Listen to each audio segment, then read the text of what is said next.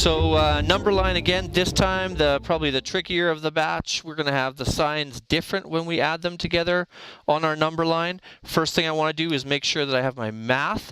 So I've got a -3 here, so that's like being $3 in debt.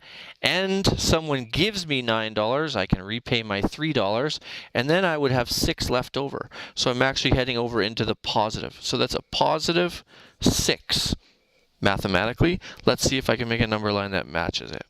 Okay, so I draw my line. Arrows going in both ways. Now this is a little trickier because I have a negative, so I'm going to have to go into the negative somewhat, but I also have a positive and my answer is positive. So this time I'm just going to put it sort of closer to the middle, my 0 there, and I'm going to for sure have a -1, and I'm going to have a positive 1. So I look at my first number, that's my first arrow. I look at that and I see that it's going to the negative and it's a -3. So I'm going to put a -2 and a -3. Put my little ticks on my number line. Start my number line right here. Okay. Purple, I'm going to go 1. Sorry, that is not correct. You'll see I started at the 1. And if you make that mistake, just erase it. Just make sure that when you're going through, so I knew I had to go 3 to -3, which would put me here. But if I had kept going, I would have had to move 4 spaces, which doesn't match my number. So here my picture actually helped me to make sure that I didn't make a mistake in my math. So I started 0, and I'm going to go 1, 2, 3 to the left into the negative, and that is a -3.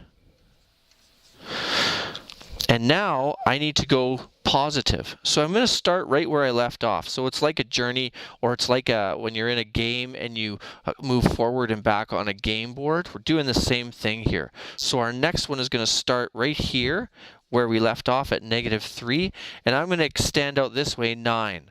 But I know that I'm going to have to go quite far into this because I'm only at 3 here.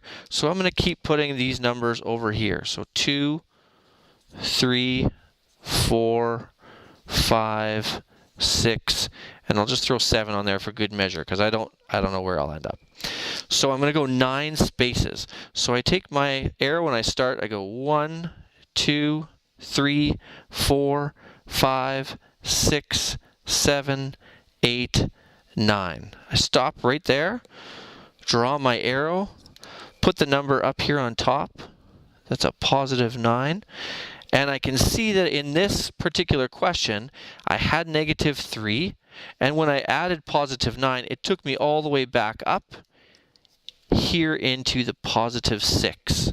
So I can see that my answer here of positive 6 matches my math, which makes me feel pretty confident that I've made a mistake, or not made a mistake. So when you're doing with the signs different, of course, if this was a positive, you would go 3 in this direction, and then you'd head back over in this direction. Okay, review these number line videos anytime that you're feeling confused or something looks a little challenging. If you have any questions, of course, at any time you can ask any of the teachers in your math group, and we hope that these are very entertaining for you, and that you've learned something. Okay, see you in math.